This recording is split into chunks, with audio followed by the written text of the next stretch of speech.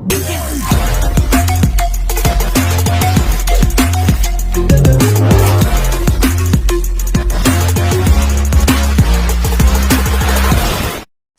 total ke gawang Yordania.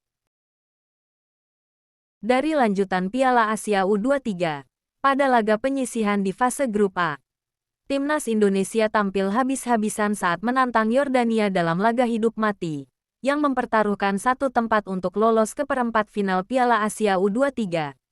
Pertandingan Indonesia versus Yordania yang digelar di Stadion Abdullah bin Khalifa.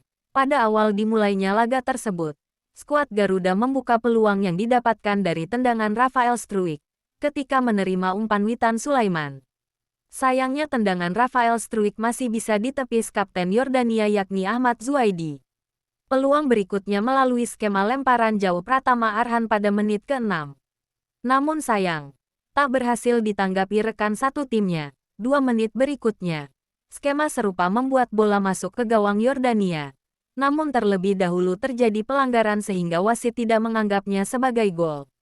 Hingga pada menit ke-15, laga ini pun belum menghasilkan sebiji gol pun.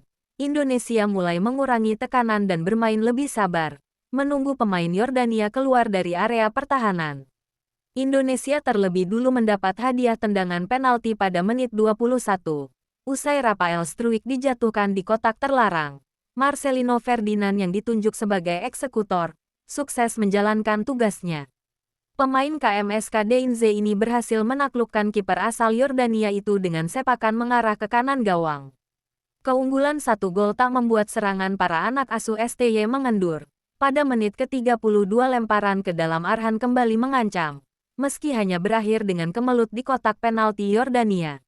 Tendangan bebas Witan Sulaiman pada menit ke-33 bisa saja menambah keunggulan Indonesia jika tidak melambung sedikit di atas gawang Yordania. Memasuki penghujung babak pertama, Yordania yang tertinggal 1 gol mulai menggencarkan serangan.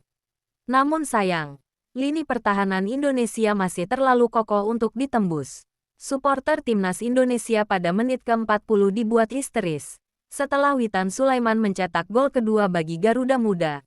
Menyusul umpan Rizky Ridho yang mengarah ke depan, disambut tembakan kaki kiri Witan Sulaiman yang tak mampu dijangkau kiper Yordania tersebut.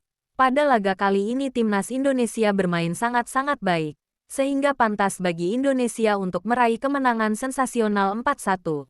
Timnas Indonesia U23 juga mendapat pujian dari pelatih Yordania U23 Abdullah Abu Zema.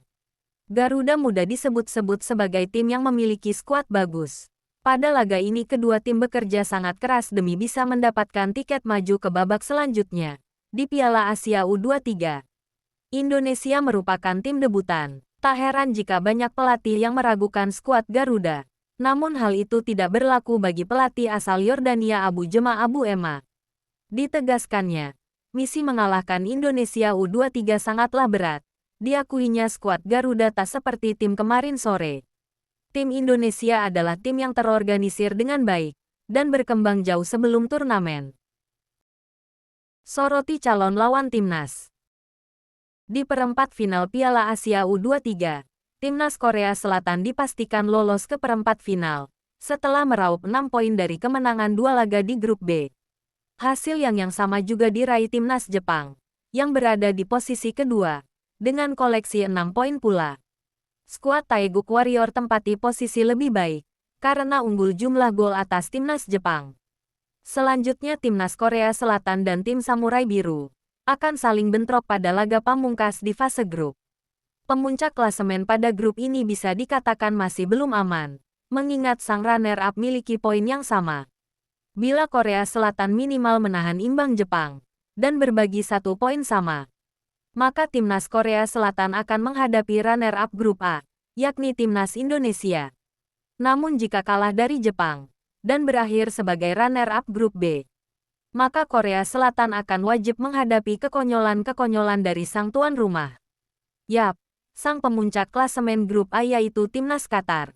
Berkat racikan strategi Shin Tae-yong, skuad merah putih mampu bikin kejutan, tumbangkan Australia dan Yordania.